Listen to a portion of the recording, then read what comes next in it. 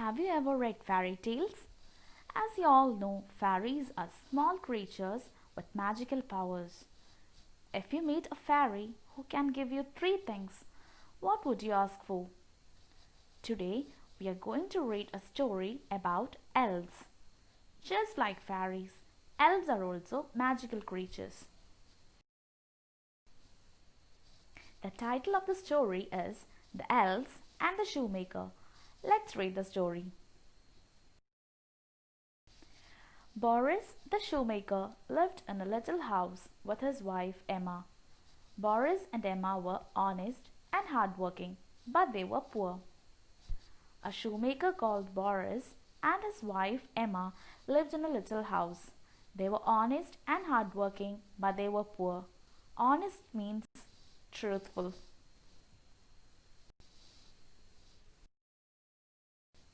One day they had leather to make only one pair of shoes.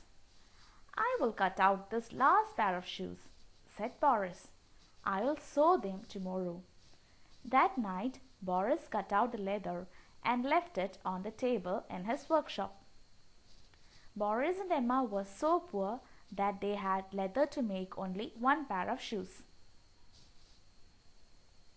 Leather is a material made from the skin of an animal. It is used to make shoes, bags, jackets, etc. Boris decided to cut the leather and sew them the next. So Boris left the leather on the table in his workshop. Workshop is a room in which we make things or repair them. The next morning, he went into his workshop to finish the shoes. What did he see? A new pair of shoes. The shoes were so comfortable that Boris sold them quickly. He was so happy. With that money that he got by selling the shoes, he bought leather for two more pairs of shoes. The next morning when he went to the workshop, he found something there on the table. What was it? It was a new pair of shoes. Those shoes were so comfortable that Boris was able to sell them quickly. Comfortable means easy to wear. Boris was very happy because he got enough money to buy leather for making two more pairs of shoes. That night, Boris cut out the leather and left it on the table. The next morning, he went into the workshop. And what did he find? Two pairs of shoes already made. Boris sold these shoes quickly too. This continued for many days. Boris bought leather, cut it out and left it in the workshop. The next morning, again, there were new shoes waiting on the table. Every night, Boris cut some leather and left the pieces on the table of his workshop. The next day, there were new shoes on the table. This continued for many days.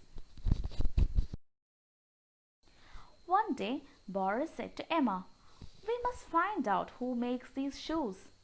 So that night, they hid behind the door of the workshop. From there, they could watch the table and not be seen. Boris wanted to know who was helping him. So Boris and his wife decided to hide behind the door of the workshop. Who do you think was helping them? Let's find out. At midnight, two little elves jumped in through the window. The elves wore torn clothes and they had no shoes, but they were smiling. They skipped to the table and began to work on the leather. Boris and Emma saw that at midnight, two little elves jumped in through the window. They wore torn clothes and they had no shoes, but they were smiling. The elves were so small that they had to climb on the table to make the shoes. Their needles flew back and forth. Their hammers beat rap-a-tap-tap. Soon the work was done and the elves jumped out of the window. Their needles flew back and forth. Back and forth means from one place to another and then back again. That means they were stitching the leather. They also used hammers to work on the leather. Hammers are tools with a heavy metal head and a wooden handle. It made a sound rap a tap tap. When their work was done, they jumped out and left the place. The next morning, Emma said, "We must do something for these helpful elves. I will make new clothes for them." "I will make new shoes for them," said Boris.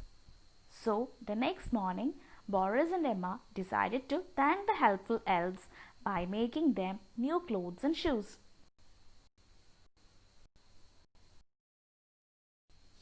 When the clothes and shoes were ready, they left them on the table and hid behind the door again. Emma made new clothes and Boris made new shoes for the elves, and they left them on the table and hid behind the door again. Do you know what happened that night? At midnight, the tiny elves went skipping to the table. When they saw the clothes and shoes, they were amazed. As usual, the elves jumped in through the window and skipped on the table. The elves were amazed to see new clothes and shoes on the table. Amazed means very surprised.